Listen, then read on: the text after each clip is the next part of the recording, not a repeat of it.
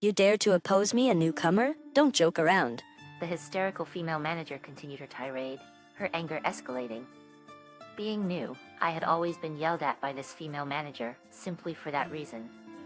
I had endured it thinking I wasn't meeting expectations, but on this matter, I was unwilling to back down. What's with that look? You think you can challenge me and get away with it? I firmly believed that in this case both the female manager and McLaren were wrong. However, I also understood that as things stood, neither of them would change their minds. There are plenty of mole where you came from. I was angered by these words from the female manager. Anyway, I lacked the confidence to continue under this female manager.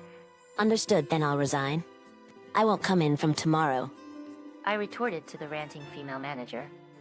I just couldn't forgive this female manager and McLaren. At that moment, I vowed to get my revenge on these two. My name is Ileana, a fresh graduate and new employee. Since I was young, I've loved dogs and cats. I always wanted a job involving dogs and cats.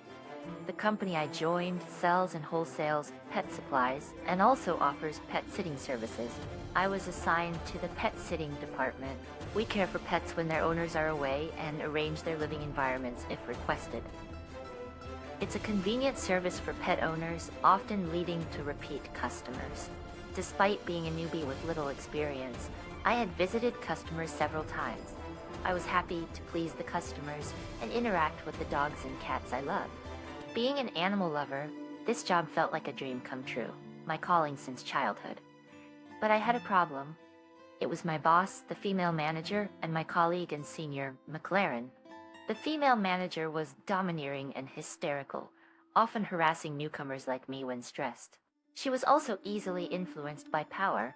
McLaren, a colleague and senior, was the son of an MD. Being an executive's son, no one dared to speak against him. Taking advantage of this, McLaren was lazy and never worked. The female manager, ever eager to please him, neglected her duties. Called by the female manager, I was reprimanded for my hair color being too bright. McLaren, hardly working at all, is being praised. I struggled to understand what the female manager was seeing. Eliana gets praised for doing nothing, while I'm criticized for my hair color. Such unfairness. The disparity in how McLaren and I were treated filled me with frustration. Then the female manager added insult to injury. Eliana is no good at anything. What can you actually do? She sighed as she said this. As a newcomer, there were certainly things I couldn't yet handle, but I couldn't recall doing anything to deserve her anger. Eventually feeling down, I boldly asked the female manager, "What am I doing wrong?" She glared at me, closing in. She persistently said that being new doesn't mean getting off easy. Once the female manager entered this mode, she would lecture me for a long time. I've never seen someone as slow to progress as you. Her words deeply upset me. I didn't think I was excelling at work, but I hadn't imagined being this bad. I knew I had to try even harder, but my efforts seemed futile as I faced harassment from the female manager daily. My colleagues would say not to worry about it, but I couldn't stop thinking about how to avoid the female manager's anger. Then one day, I was scheduled to visit a client with McLaren. The thought of partnering with McLaren filled me with dread. We headed to the client's house in the company car. Upon arrival, we started working right away. Within 5 minutes, McLaren called me over. Hey, finish up the rest. Saying this, McLaren left in the company car, heading somewhere unknown. Stunned, I was speechless. The client wasn't home, and I couldn't leave, so I followed McLaren's instructions and worked alone. Eventually, the client returned. Our job was done, but I couldn't leave without McLaren. Reluctantly, I called McLaren's mobile phone. He answered after several rings, loud noise audible on his end. I'm in the middle of something good here. Just wait a bit longer, he said, hanging up abruptly. It seemed McLaren was at a casino. He had dumped the work on me and gone off to have fun. Such behavior can't possibly be allowed, I thought, as anger welled up inside me. Desperately trying to contain my feelings, I asked the client if I could stay a little longer. Of course, I couldn't tell them that McLaren was at a casino. McLaren returned 2 hours later. On the way back to the office, I confronted him. Then McLaren made a shocking statement. Work is such a hassle. You're the newcomer. You should handle it. Hearing this, I was infuriated. If it's such a hassle, why don't you just quit?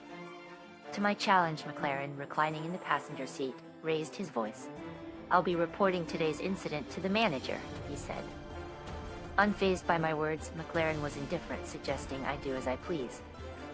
His arrogant attitude persisted until we returned to the office, leaving me with nothing but unresolved anger. Upon our return, the female manager, noticing our late arrival, immediately started a hysterical rant. Manager? Actually, today... As I tried to explain, McLaren was unexceptional. I tried to explain... It got late because this one was so slow. I had to cover for her. Incredibly, McLaren blamed me for our late return. Stunned and speechless, I was then berated by the female manager. Learn to do your job properly. Why are you troubling Yesenia? Regaining my composure, I confronted the female manager. Wait a minute. I desperately tried to explain to the female manager, who was sympathizing with McLaren. McLaren, having slipped away to a casino during work, obviously hadn't worked at the client's place we had just visited. Because he was caught up in the casino, he was 2 hours late to pick me up. I honestly told the female manager everything as it happened. However, her response was unbelievable. Stop lying. What do you hope to achieve by framing Yesenia and McLaren? Her words left me frozen. I realized then that arguing with her was pointless. The female manager continued to berate me. I loved my job, wanted to keep doing it, and had worked hard. Why did I have to endure such treatment? Why do you think what I say is a lie and McLaren is right? My question only fueled the female manager's anger. No matter how angry she became, I couldn't accept it. It was unbearable being accused of lying when I was telling the truth. How dare you, a newcomer, oppose me? Don't be ridiculous. The hysterical female manager had another outburst of anger. Being new, I had always been yelled at by this female manager. I had put up with it, thinking I wasn't meeting expectations, but I was determined not to back down on this issue. What's with that look? You think you can defy me and get away with it? I was convinced that in this case, both the female manager and McLaren were wrong. But I also knew that neither of them would change their minds as things stood. There are plenty more where you came from. These words from the female manager infuriated me. I knew I couldn't continue working under her. Understood. Then I'll resign. I won't be coming in from tomorrow. I declared to the ranting female manager. I couldn't forgive the female manager and McLaren. It was the moment I vowed revenge on them. The next day, having quit, I spent the day at home, not thinking about anything. Then it dawned on me that I had been too self-absorbed. What about the clients I had been serving? Thankfully, I had a fair number of clients who requested my services specifically. Leaving without saying anything felt unfair to them. I decided to inform them of my resignation and thank them for their kindness. I visited each client, explaining my resignation and expressing my gratitude. Each client pleaded with me not to leave, saying they wouldn't request services if I was gone. They truly needed me. Overwhelmed with happiness, I broke down in tears in front of them. Returning home, as the day turned to evening, the mistreatment from the female manager and McLaren resurfaced in my mind, fueling my anger. Despite vowing revenge, I couldn't think of how to carry it out. As I pondered my next steps, the doorbell rang. Wondering who it could be, I peered through the peephole and was surprised. Standing there trembling were the female manager and the CEO. Realizing what was happening, I understood everything. It seemed the last thing I wanted to be known had come out. I've heard about it. The CEO calling me Ileana was none other than my father. The pet sitting company I worked for was run by him. But I didn't want everyone to know I was the CEO's daughter. I loved my job and wanted to be recognized on my own merit. Also, I disliked the idea of being treated differently because I was the CEO's daughter. The one thing that saved me was having a common last name. No one realized I was the CEO's daughter because of it. But having resigned, it didn't matter anymore who knew. The clients you visited today complained to the company after you left, the CEO explained.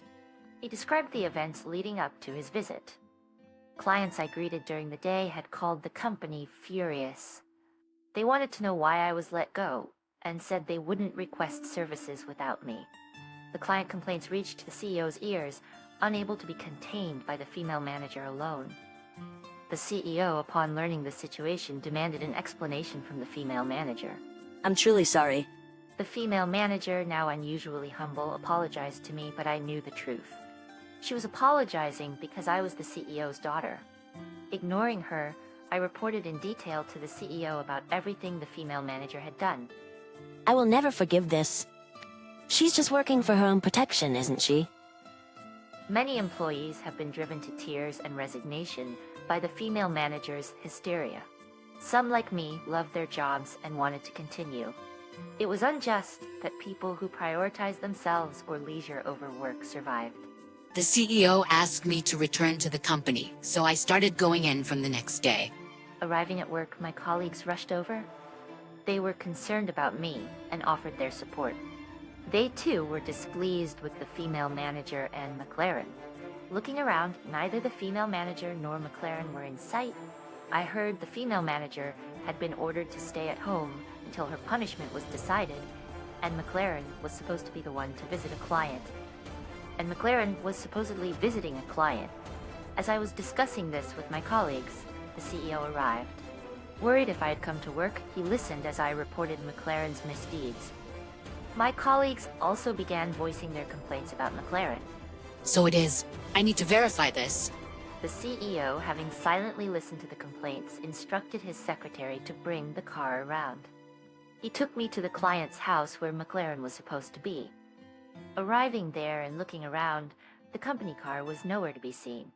The CEO then directed the driver to head to a nearby casino. At the casino, we quickly found the company car parked. Inside, we easily located McLaren. I can't believe he's actually here. I muttered in disbelief. Entering the casino with the CEO, his face was filled with anger. Understandably so. Even as the MD's son, McLaren shouldn't be using a company car for personal enjoyment at a casino. What are you doing? McLaren, engrossed in the casino, hadn't noticed our approach. He seemed particularly distracted, perhaps due to a winning streak at a slot machine. Tapped on the shoulder by the CEO, McLaren turned around cheerfully, not immediately grasping the situation, and stared at the CEO, his mouth agape. Oh, why? The CEO was furiously angry. I had never seen him so intimidating. Don't make me say it again. What are you doing here? Startled by the CEO's shout, McLaren stood up from his chair. Well, I'm just on break. Pressured by the CEO's intensity, McLaren responded nervously. Even in this situation, I was amazed at how he could still lie so unconvincingly. Stop lying. The CEO's shout, as loud as the casino's noise, made McLaren tremble. Pushing your work onto colleagues while you play around. What a privileged position you have. Ordered outside by the CEO, McLaren followed us out, looking pitiful. Drop this notion that being the son of a company executive will get you off the hook. There will be an emergency board meeting tomorrow. Make sure you're there. Outside the casino, the CEO yelled at McLaren and told me to attend the meeting too.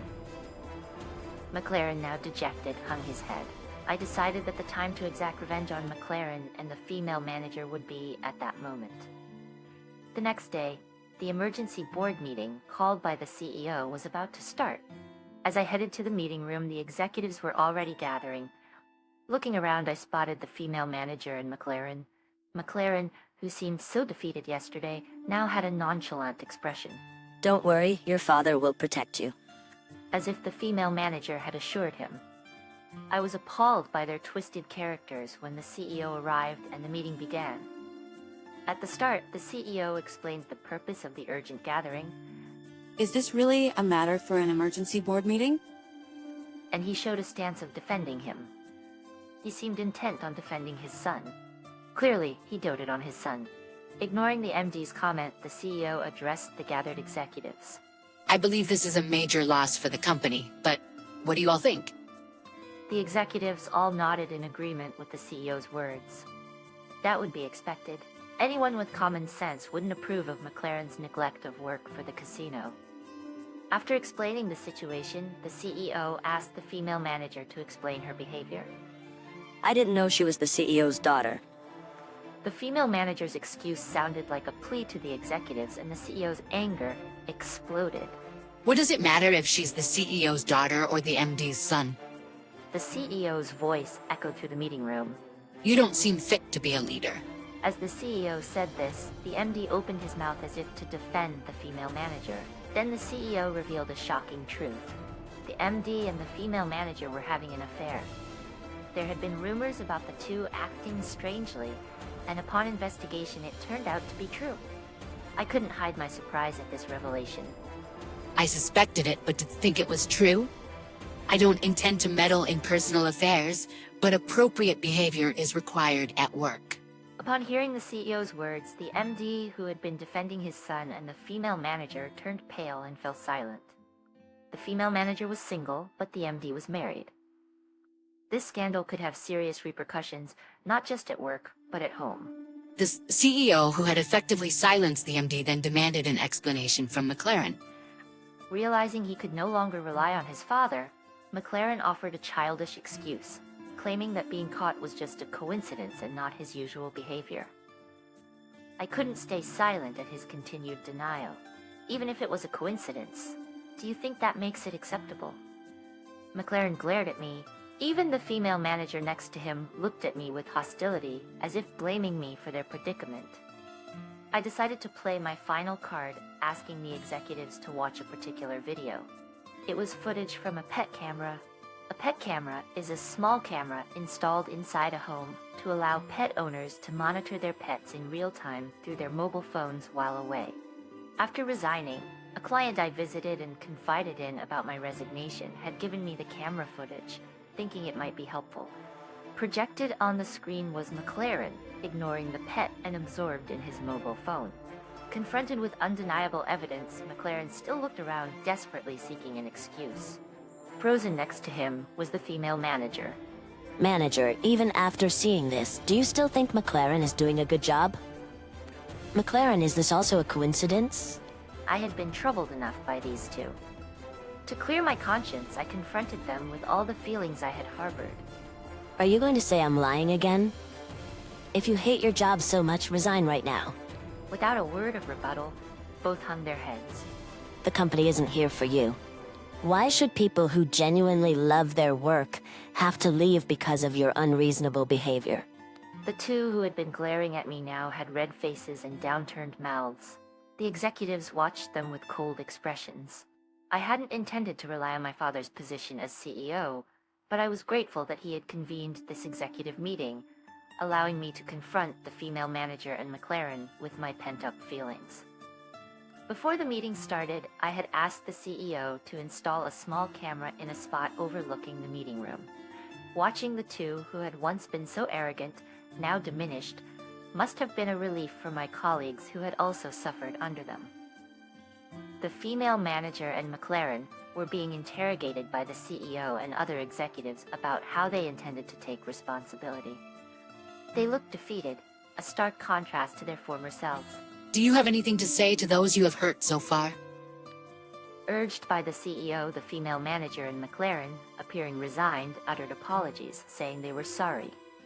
It was the moment when the dissatisfaction I had harbored for so long was finally cleared. Several days after the board meeting, before any formal punishment from the company, McLaren resigned. From what I heard from colleagues, he spends his days in the casino without even looking for another job. The female manager was demoted and now works under employees less experienced than herself. One day I passed by the former female manager in the office. She avoided eye contact while greeting me, biting her lip. Her pride seemed as high as ever, but she had only herself to blame. I hoped she would experience the same unpleasant feelings she had inflicted on others, now being scolded by a junior executive who had become her boss. A few years later, I was called by the CEO, who asked me, "Why do you want to hide the fact that you are the CEO's daughter?" I love my job and wanted to be valued for my individual contributions, not for my relationship with the CEO. I shared my honest feelings with the CEO. Is that enough? You're cherished by so much of the clients. That's something to be thankful for. Clients who had always requested me as their pet sitter introduced me to a breeder acquaintance, leading to word-of-mouth recommendations that I could be trusted with their pets. As a result, my clientele grew and I was busy every day. Recognizing my efforts to always please the clients, I was soon promoted to manager. It was an extraordinary promotion that became the talk of the company. But no one suspected it was because I was the CEO's daughter, as I heard from my colleagues. Being acknowledged as an individual was the most gratifying thing for me. Feeling happy and fulfilled being valued for the work I genuinely love, I am determined to continue striving for rewarding days ahead.